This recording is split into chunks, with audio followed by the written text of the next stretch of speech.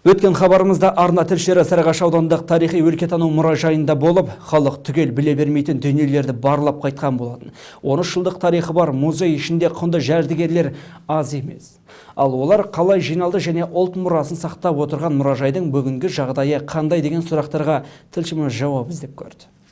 Қазірде халық өзіне қажетті жаңалықтарды әлемнің кез келген нүктесінен ғаламтор арқылы көре алады.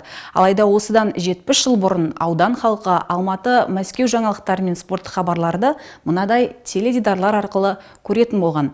Соғыс аяқталғаннан кейін 50-ші жылдары ауданға алғаш әкелінген рекорд фирмасының теледидарларының бірі Нұр-Сұлтан қаласындағы ұлттық музейде сақталса, екіншісі осы Сарыағаш ауданындағы мұражайда тұр.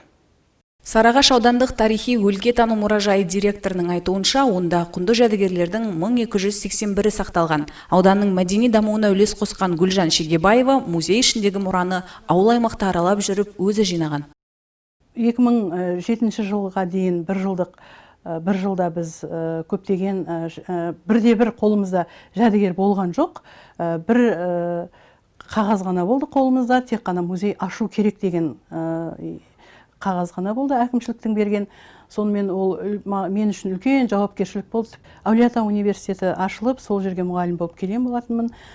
Сонымен студенттерімнің арасына барып, жаңа оқушыларыма айтып отырмын, сіздердің жаңа құнды жәдігерлеріңізді сақтаған әжелеріміз бар, шеберлеріміз бар, үйде тұтынған 50 жылдан бұрынғы тарихы бар заттар болса, жәдігерлер болса, соның барлығын біз алып кеп осы музейімізге құруымыз керек деп. Сонда біз енді музей болып ашылу үшін қолымызда ең құрғанда 500 жәдігер болу керек тұғын. Ал бізде бірде-бір жәдігер жоқ. Сонымен 300 жәдігерге толықтырдым бір жылдың ішінде. Сонымен талапқа сай ретінде 2007 жылы қаңтар айында кәдімгі әділет басқармасына тіркеліп, Сарыағаш аудандық тарихи өлкетану музейі болып бекітілдік. Мұражай құндылықтары көз қуантарлықтай, дегенмен ғимараттың жағдайы мәз емес. Музей қызметкерлеріне Түркістан облыстық тарихи өлкетану мұражайының есебінен айлық төленеді. Десе де жарық, жылу жүйелері мен жөндеу жұмыстарына қаржы бөлінбейді екен. Осы 2007 жылдан бері қарай, осы 2020 жылға дейін қаншама ғимарат салу, жер бөліп беріңіздерші, жер бөлу бойынша документтердің барлығын жинастырғанбыз, облысқа да хабарлап айтқанбыз, мәдениет басқармасы да келіп, әкімдер де, депутаттар да барлығы келіп, менің жағдайымды түгел біледі. Қазір енді жаңа ғимарат салса екен деп, аудан тұрғындары атынан да тағы да сұраныс жасаймын.